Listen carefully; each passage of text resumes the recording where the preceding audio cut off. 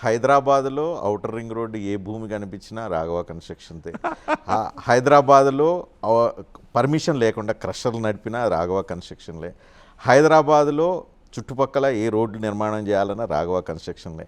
హైదరాబాద్‌లో ఏ STP plant ప్రాజెక్టులు government వచ్చిన రాఘవ కన్‌స్ట్రక్షన్. ఎందుకు ఈ రాఘవ రాఘవ రాఘవ ఈ గత 2.5 సంవత్సరాల్లో విపరీతంగా వినిపిస్తుంది. నేను కూడా అదే క్వశ్చన్ మిమ్మల్ని అడగదలుచుకున్నాను. అంటే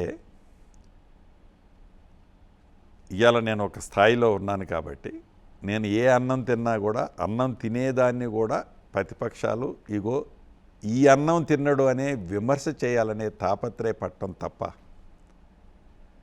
కుటుంబ సభ్యుల్ని వ్యక్తిగతంగా దీంట్లోకి లాగటం తప్ప నేను ఎప్పుడూ వాళ్ళ కొడుకులు వాళ్ళ బిడ్డలు వాళ్ళ వ్యాపారాలు వాళ్ళ గురించి నేను ఎప్పుడూ మాట్లాడను. అది నా సంస్కారం, అది వాళ్ళ సంస్కారం.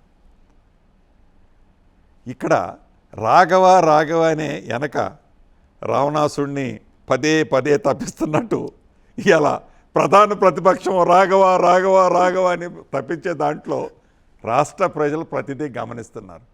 క్రషర్ వ్యవహారమే మీరు వినండి, రజనీకాంత్ గారు క్రషర్ వ్యవహారమేనండి. శ్రీనివాసరెడ్డి అనే వ్యక్తి ఒక క్రషర్ కోసం తప్పు చేస్తాడా సార్? ఏందది? మాట్లాడేదానికి కూడా ఒక అద్దు పొద్దు ఉండాలి.